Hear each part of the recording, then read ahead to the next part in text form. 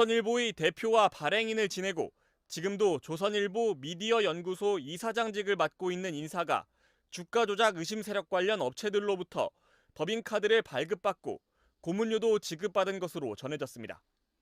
JTBC는 조선일보 미디어연구소 김문순 이사장이 서울 강남의 한 골프업체로부터 법인카드를 발급받았다고 보도했습니다.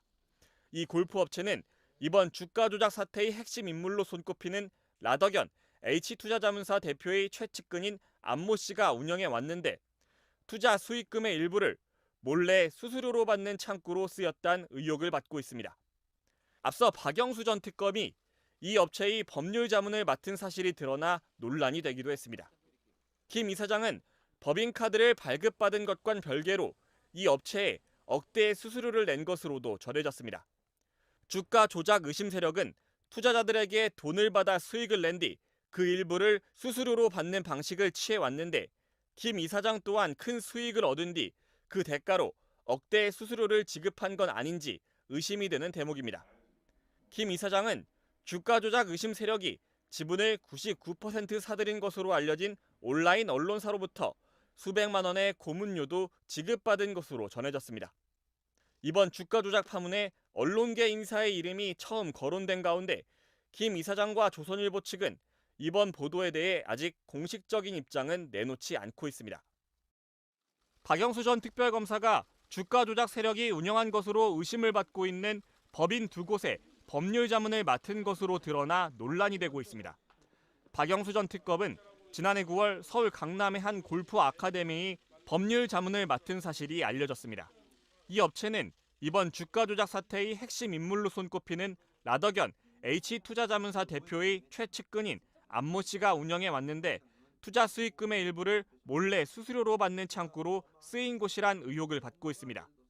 박 전 특검은 역시 이들 주가 조작 의심 세력이 운영하는 또 다른 승마 리조트 회사와도 올해 초 법률 자문 계약을 맺은 사실이 드러났습니다. 두 회사에 대한 법률 자문을 통해 받은 고문료는 6,600만 원에 달하는 것으로 전해졌습니다. 이에 대해 박 전 특검 측 법률 대리인은 두 회사 모두 주식 투자 사건과 관련됐다는 사실을 전혀 알지 못했다며 자문료 외에 일체의 금전거래 사실도 없다고 해명했습니다.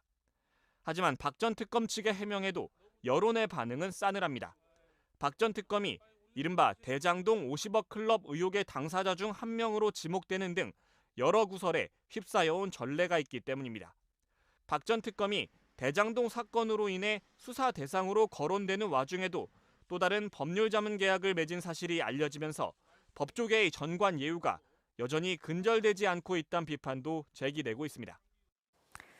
다음 소식 전해드리겠습니다. 주가 조작을 주도한 세력으로 지목된 투자회사 대표 라더견 씨가 투자금으로 해외 부동산을 사들인 사실이 확인됐습니다.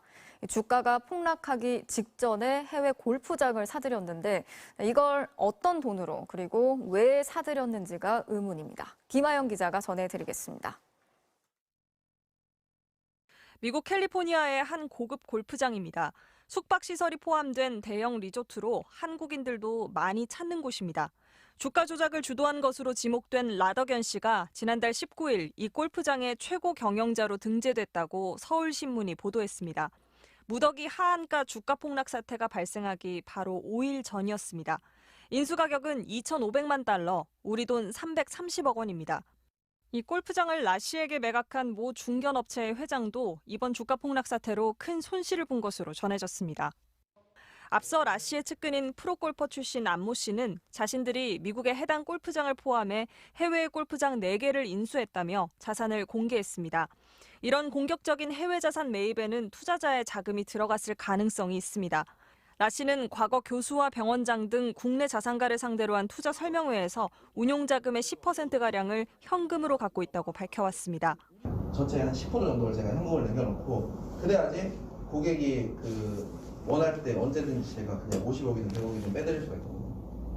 라 씨는 지난해 말 운용자금 1조 원 달성을 축하하는 이른바 조조 파티를 열었고 최근에는 2조 원까지 불어났습니다.